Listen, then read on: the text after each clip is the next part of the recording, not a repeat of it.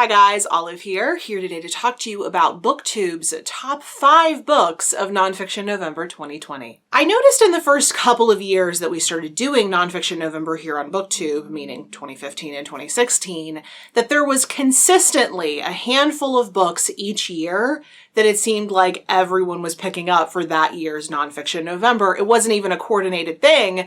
Those were just the big books that everyone was picking up. This trend has continued as the years have gone on. I've noticed that typically during every Nonfiction November, there are about 5 books that are really hot for whatever reason. Sometimes they're a new release, so it makes sense why everyone's picking them up. And other times a random backlist book will get a bump during Nonfiction November. I watch a lot of Nonfiction November TBRs every single year. I have a ton of fun doing it, but I also think it's really important for me as a nonfiction booktuber to keep a finger on the pulse of what's going on in the nonfiction booktube community. So I do typically get a sense of what books are being repeated on people's TBRs. And I decided 2 years ago that it would be fun to make a video about that each Nonfiction November so that you have an idea of what people are reading in case you're curious, in case you're looking to build yourself a nonfiction reading list for next year, or if you're looking for books to put on your wish list. I think these videos have the potential to be helpful in those ways, but I also think they're just really fun tributes to Nonfiction November every year.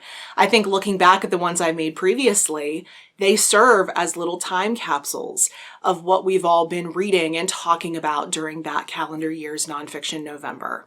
And so as Nonfiction November 2020 begins to draw to a close, I thought we could take a moment and look back at Booktube's top 5 books of NFN 2020. The first book that I noticed a lot of people picking up for Nonfiction November 2020 is Braiding Sweetgrass by Robin Wall Kimmerer. I think a lot of people were particularly drawn to this backlist title because it sat really nicely at the intersection of Nonfiction November, but also Indigathon that was also going on this month. The author of this book is a member of the Citizen Potawatomi Nation, and in this book she discusses the different teaching of plants. Of course, this book includes elements of nature writing, but also memoir. Everyone I have heard speak about this book speaks about it incredibly highly. I am so glad that this book particularly appealed to people during this year's Nonfiction November. How to Do Nothing by Jenny Odell appeared on quite a few different TBRs as well.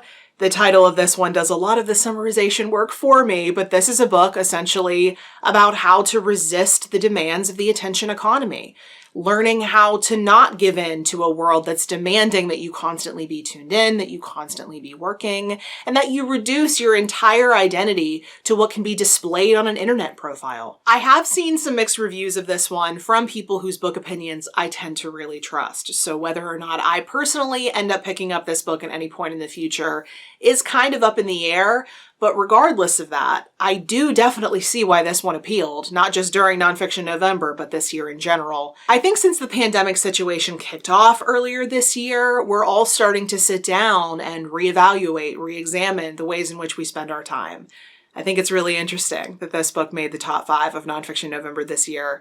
Might even be indicative of where our collective mindset is at here on Booktube. Along those exact same lines, Hood Feminism by Mikki Kendall is another book I saw on a lot of people's TBRs this year. This is a book all about the women that the current feminist movement either forgets or ignores completely. The author's main point in this book is that having a woman's basic needs met, meaning that she has a safe environment, access to healthcare and education, access to adequate nutrition, these are all also feminist issues because all women need these things, but they do not all have equal access to them. I have seen so many people refer to this book as absolutely essential reading. I am really glad that Nonfiction November provided an opportunity for some people to prioritize this book. I was also really pleasantly surprised to see that Sea People by Christina Thompson was getting quite a few mentions as well.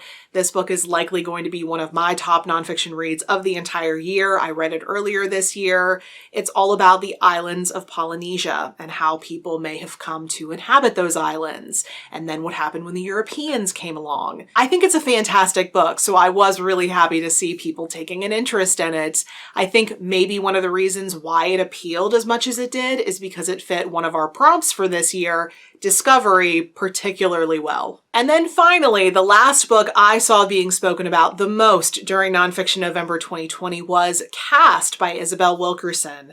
This one was destined to be a big one in 2020 because the author's previous book, The Warmth of Other Suns, which I saw in a lot of TBRs as well, was so critically acclaimed when it came out. The author argues that the divides we're seeing in modern day America, particularly racial divides, are actually the result of an invisible caste system or a social hierarchy that is separating people.